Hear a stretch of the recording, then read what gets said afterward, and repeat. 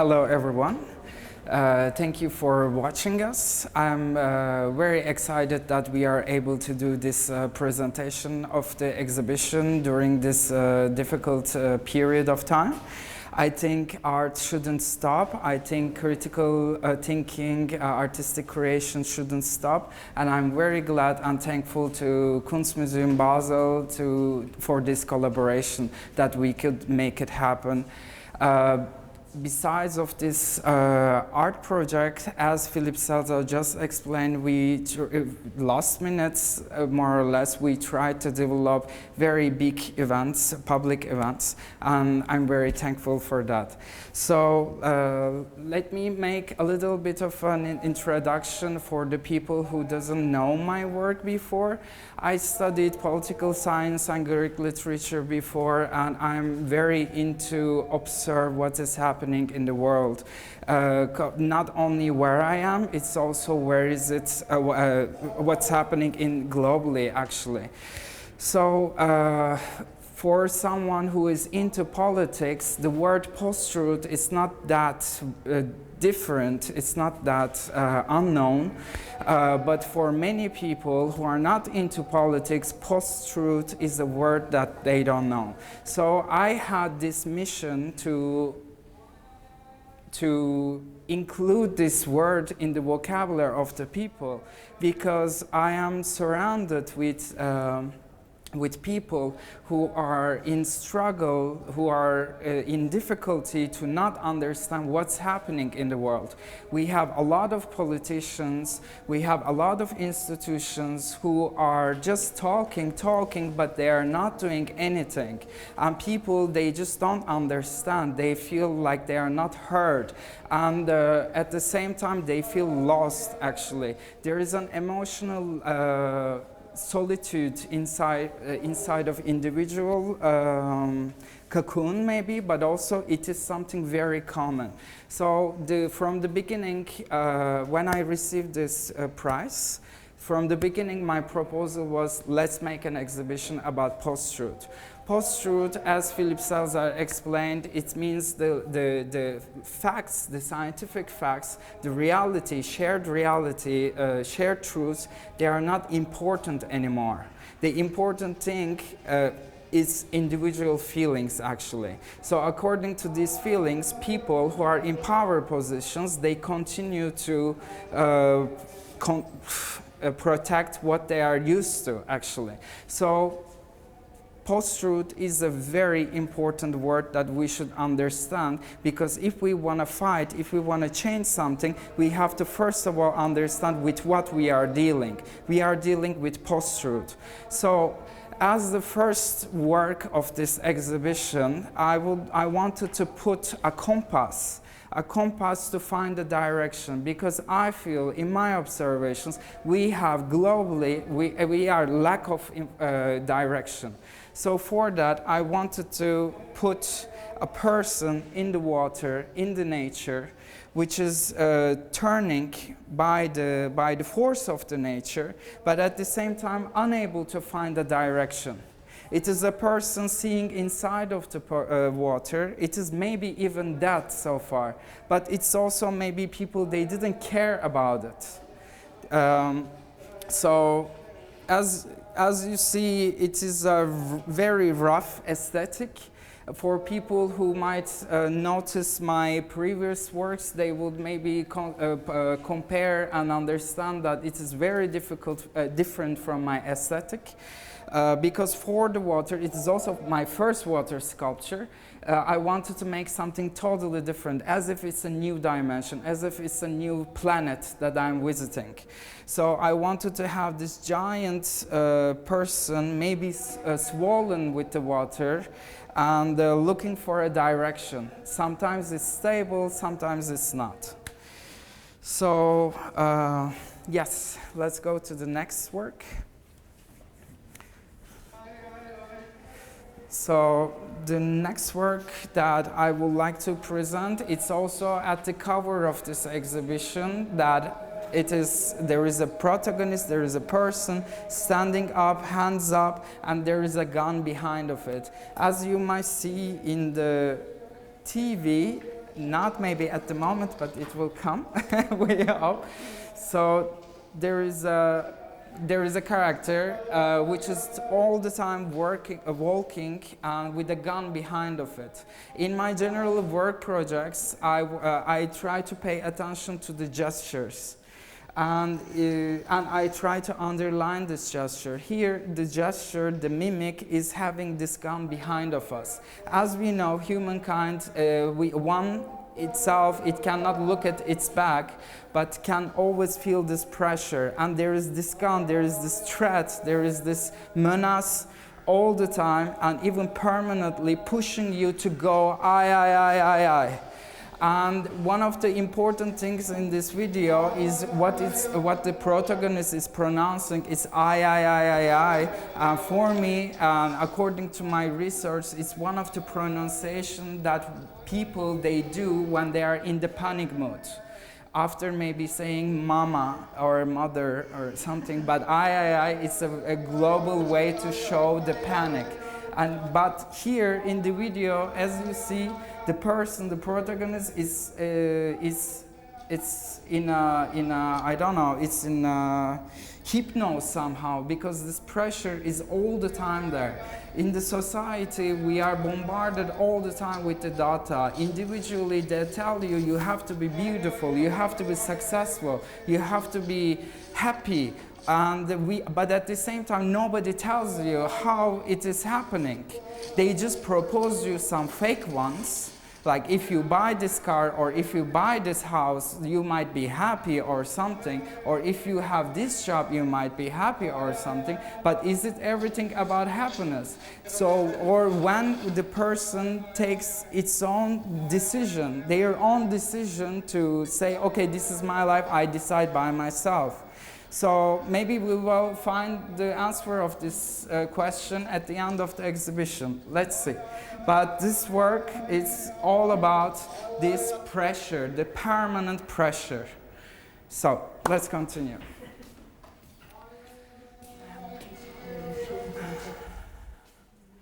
So third thing that I would like to talk is for this exhibition, I put all my writings in together, and it became a book. The book title is Text on Post-Truth, Violence and Anger. And it is written in broken English because this is how I speak. It's not my mother tongue, and I wanted to be direct and honest how I'm speaking. And inside of it, I shared my experiences about post-truth, violence and anger. Why the title is Post-Truth and Violence and Anger? Because the post-truth, as it is, it's something very, like liquid. You cannot hold it. It can go from your hand. You cannot give to post-truth a shape. It's something so large that you cannot handle it. So for this exhibition, it's very difficult to make an exhibition for post-truth. So I had to a little bit frame it. So my framing, it became Post-Truth, Violence and Anger. So this book will be free for Basel. For the people who will visit the exhibition, they can take one for free. And if the museums stay closed, we are building a small fridge or box outside of the museum. People, when they are making their walk, they can get the book from outside 24/7 for free. And for the people outside of Basel, it will be 8 francs. And they can get it from the Kunstmuseum's online shop. So after saying that, let's continue to the sculptures. Here we are in front of the margins. Margins, as you know, this is a term that is used when you're writing something on a paper or something, that you need this space, you need this thing to talk. And walls, they are similar for us in this in the constructions, in the buildings. And I wanted, and also let's say it first, walls, they are witness of everything that we are living in front of them. And I wanted to give them a voice a little bit, but I didn't put a haut-parleur or a proper literally voice. It's metaphorically a voice. I gave them hands, actually. I gave them fists. And these fists, they are holding this wood construction, and this wood construction is actually playful. I'm not allowing visitors to play with them, but if they want secretly to play with them, they can play with them. But just let them know that it is playful. So here I wanted to put one after another as if it's a military order or people who are under the same title. They are punching, the wall is punching and try to deliver a message for them. This is a very minimal work, I would say. It's very open to interpretation. I have, for my own satisfaction, very negative and very positive sides of it, but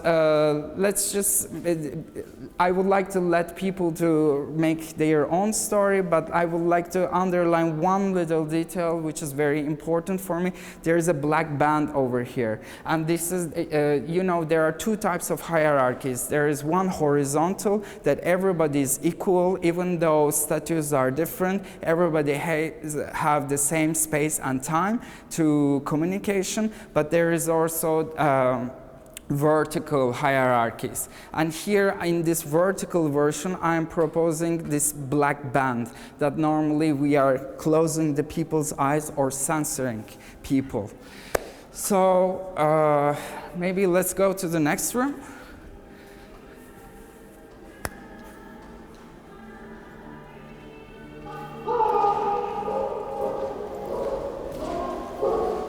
So the new video that I made for this exhibition is titled Look. In this video, Look, the protagonist, let's watch maybe a couple of seconds.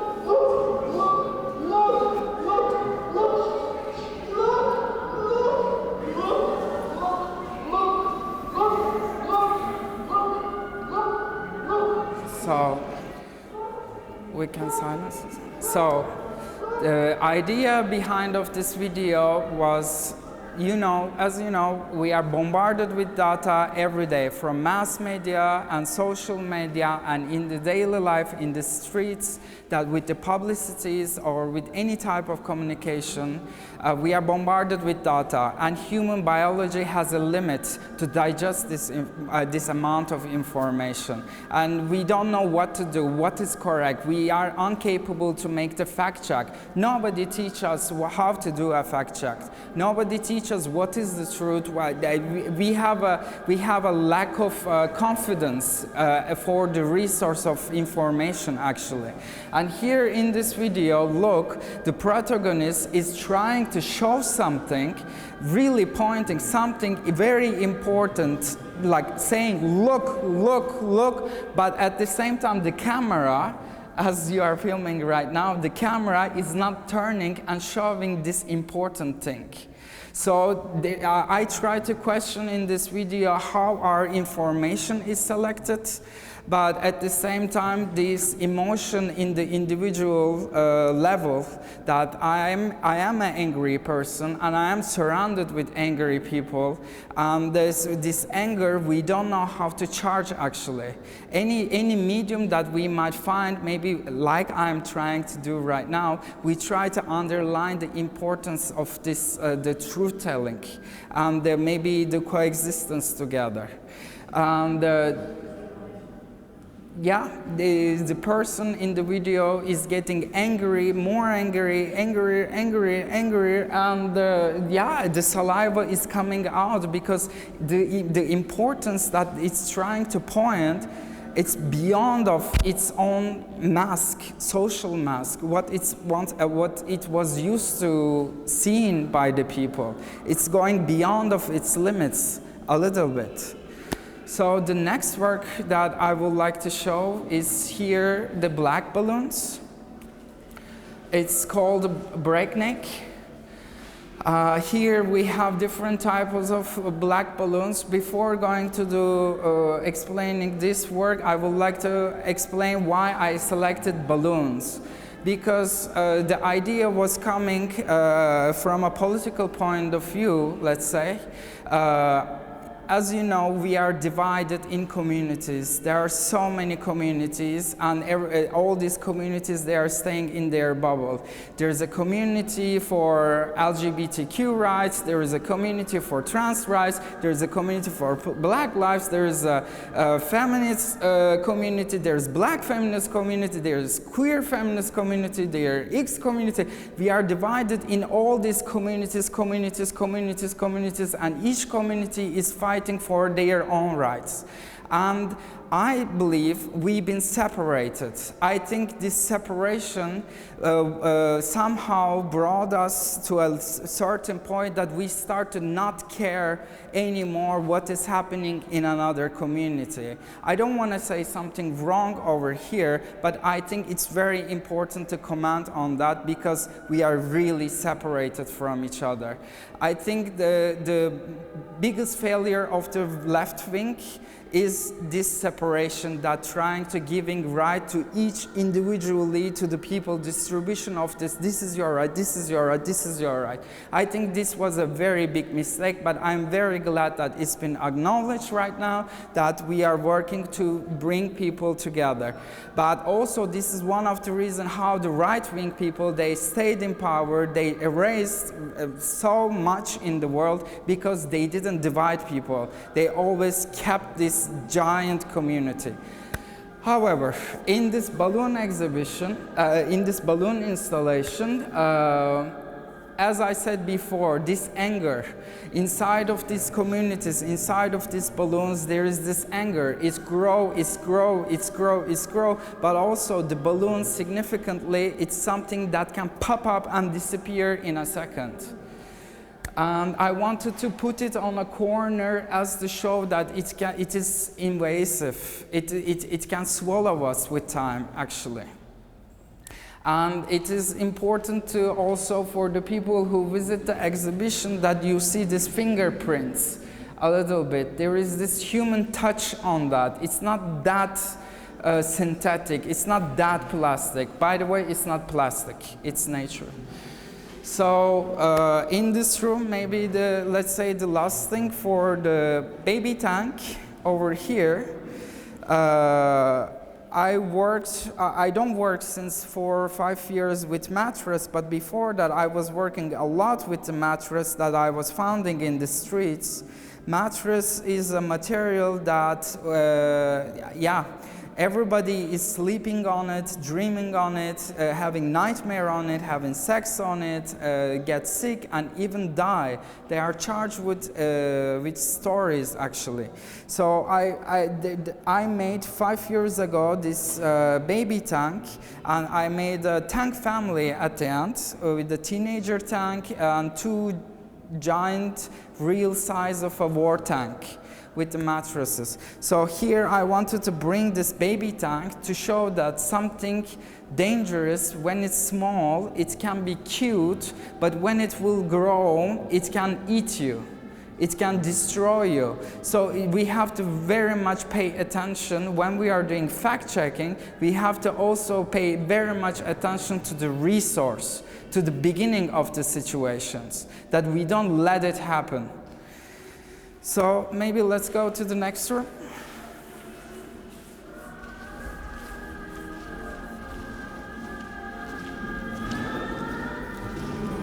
So we have here again a balloon, but this time it's a pink balloon, and visitors, they might notice it when they come through over here and turn around it. They will notice that the sound, the music of Grace Jones singing La Vie en Rose is coming from inside of the balloon, actually.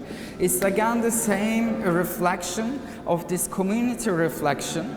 that I'm also surrounded with a lot of people who don't know what to do with our collective world problems like climate change or immigration problems or many other problems, economical or whatever, political, that they just want to ignore what is happening because it's so tired. They are so tired.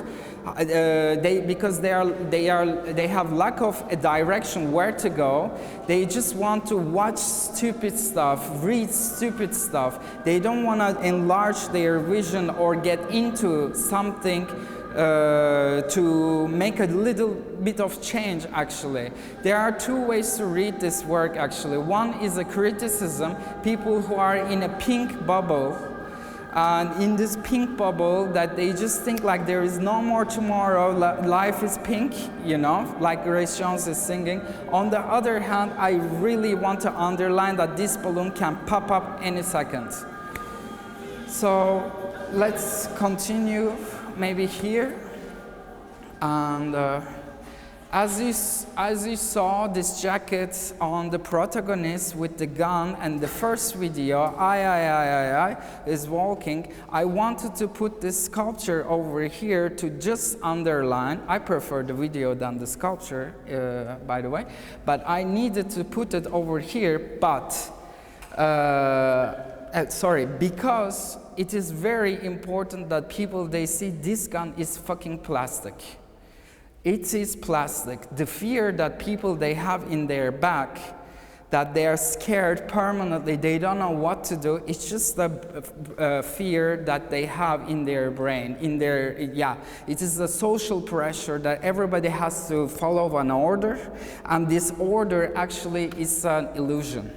And it was very important to put a very ridiculous form of a jacket in a position of a and to underline that this is a plastic gun, actually, at the end. So let's go to there is one more work over here, but let's continue like that. This is the last work of the exhibition before finishing with a semi-self-portrait over there. I wanted to finish this exhibition as an impasse. Like you walked in a circle, but the circle doesn't get complete. It doesn't finish because circle is a symbol of life. The completude, it's like it has to complete each other, but there is a block in between. And I wanted to have this door higher. The reason is that to show in the construction, in the calculation, in the institution, or in the system, there been something wrong. This door was supposed to bring you somewhere to go, as a threshold, to bring you another dimension would be a big word, but another space, another way of thinking, another mindset. But it's been badly calculated, and it is so high. You can still take this door because it's not impossible, but at the same time you have to make this effort to go there, and everybody is not capable to do that. And it's maybe the point of this exhibition in a very minimal way to say. Maybe let's finish this exhibition tour with the last work over here. And this is a work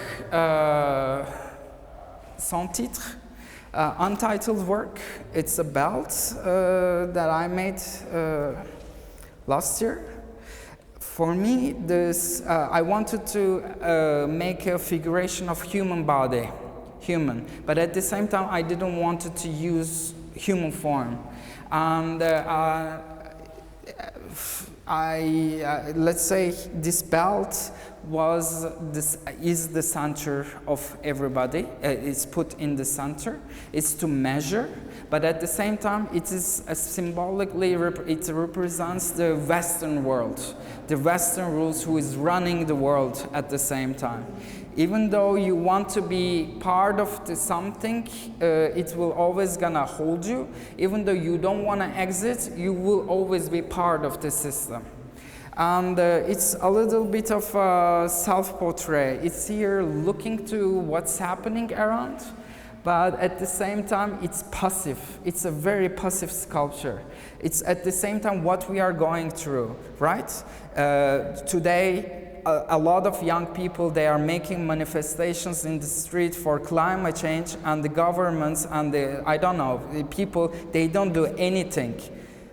People, they are screaming, they are telling something, and this Western world presentation, the belt, is doing nothing. It's just watching what's happening. So, yeah, this is a side work, I would say, like the watcher of the exhibition. It is looking to the exhibition.